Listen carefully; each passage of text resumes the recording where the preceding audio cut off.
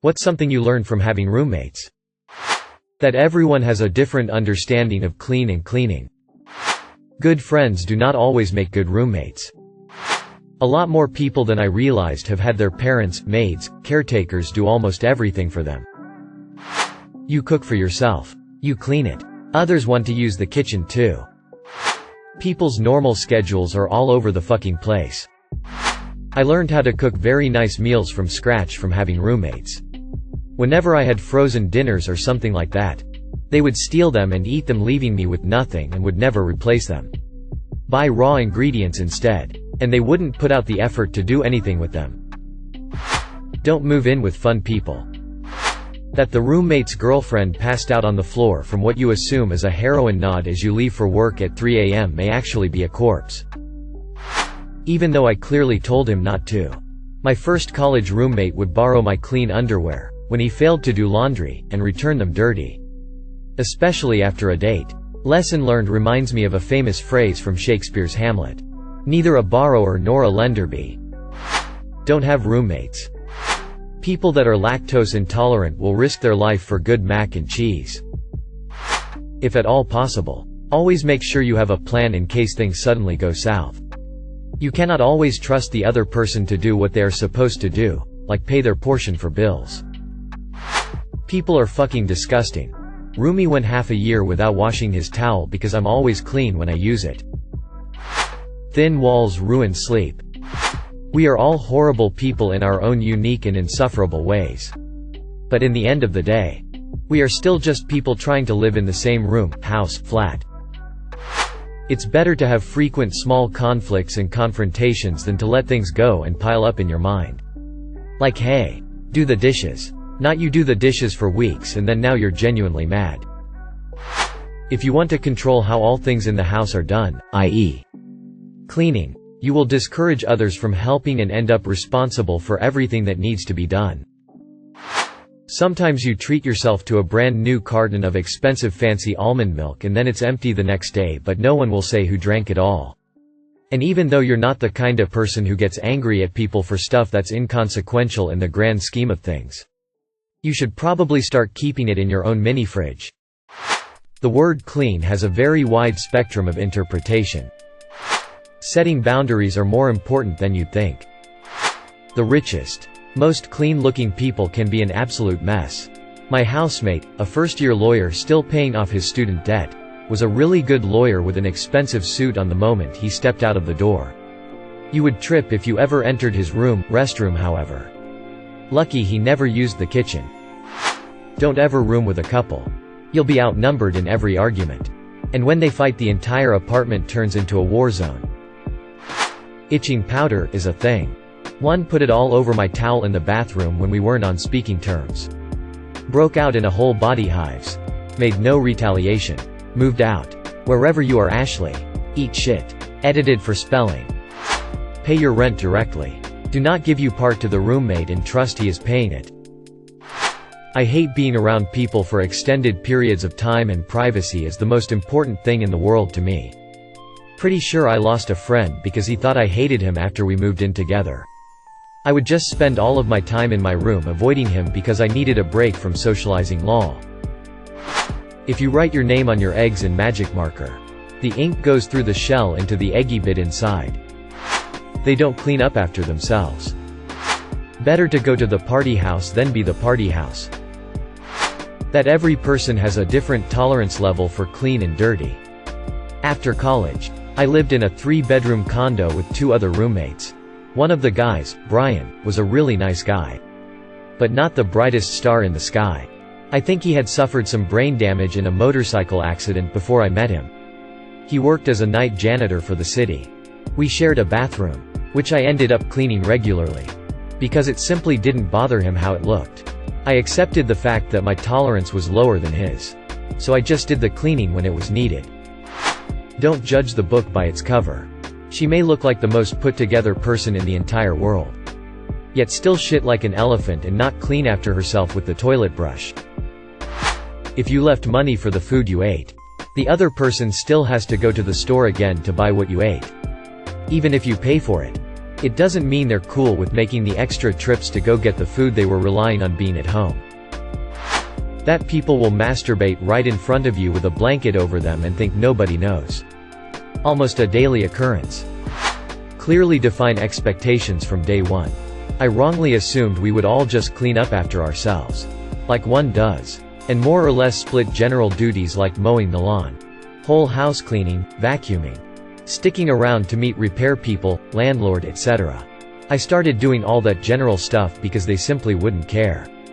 Not before long it became a big point of contention that harbored animosity and would come out at other times during any sort of little disagreement. At least I mow the goddamn lawn.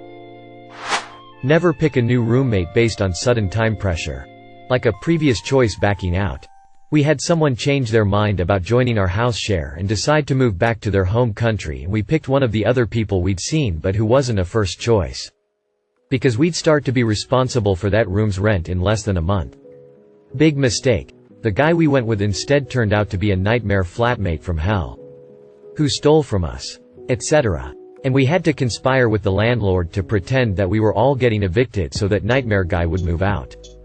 He left owing us over £800 in unpaid rent and bills, and we were still just relieved to see the back of him. Covering the rent for the empty room for a few more weeks while we looked for someone better in the first place would have been way cheaper and less stressful. I was a long-term member of a house share, and I picked people on the basis of explaining that we were friendly but did our own things and weren't living in each other's pockets. That there was an expectation to keep the noise down at night or the neighbors would complain. That we kept common areas clean. Etc. And I would also imagine what the person would be like to have a disagreement with and whether they would be livable with. Don't be roommates with friends. Those are friendships destroyed. I'm a terrible roommate. No matter how nice your roommate's girlfriend seems, even if she talks to you about how she doesn't like his new frat's history of SAW to show just how decent she may be, she could be arrested and convicted of first-degree murder at any time. Never live with someone who can't take care of themselves too. Openly has anger issues that affects their day-to-day situations. 3. Has no financial foundation to fall back on.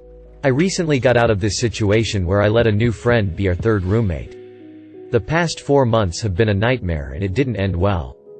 I am not saying that you shouldn't be friends with people who have these qualities. But it's not smart or fair to yourself to be put in that situation. Just how thin the thread I was holding on by, a dirty glass in the sink, is all it takes. For people moving in with friends for the first time, enjoying being around someone while doing something fun isn't the same thing as enjoying living with them. My example was a high school friend who could be a bit overbearing at times but was otherwise okay. I quickly found out I only thought they were okay because I could get away from them when needed in HS. When we roomed together was one of the worst times in my entire life, and I haven't spoken to them since. Cutting out toxic people is good. But finding out just how toxic they are in a situation where you're stuck being around them and have no place of respite is not the way to do it. I seem to have high standards for cleaning. Or my roommates have just been pigs. People don't know how to do their dishes. It drives me crazy. I can't even do my dishes because the sink is full of their dishes. I may be the only person who didn't hate having a roommate, but I had my first one in my mid-20s and we sat down and discussed expectations before signing a lease. We would clean together every Saturday for a few hours while singing along to good music. She has since moved in with her boyfriend, but we are still very close and talk on the phone at least weekly. Additionally, we both grew up in large families, so I think we were just used to dealing with others' idiosyncrasies and not sweating the small stuff. It may drive me crazy when she would leave stuff on the island, but I probably drove her crazy when I left coffee cups half drank in the living room. You just get bothered by different things and learn to shrug it off. Way more many people make sound while sleeping than I taught. Mind your damn business. Just because you live together doesn't mean you have to know or be included in everything. Keep your valuable food, sugar, coffee, olive oil, butter in a fridge in your room. It will be used. You will be mad that women lose a ridiculous amount of hair. I lived with 2 women with 30-inch long hair. Everything was good. But the hair really traumatized me. They do not like to be peed on. Better have an early fight about SMTG you want to be done rather than hold grudge until the situation becomes unbearable for everyone. Yet some people never change, and friends can both become awesome or terrible roommates. Ensure that your roommates know you are returning to the room. I once walked in on my roommate and his GF in the act. Fortunately, they were both under the covers.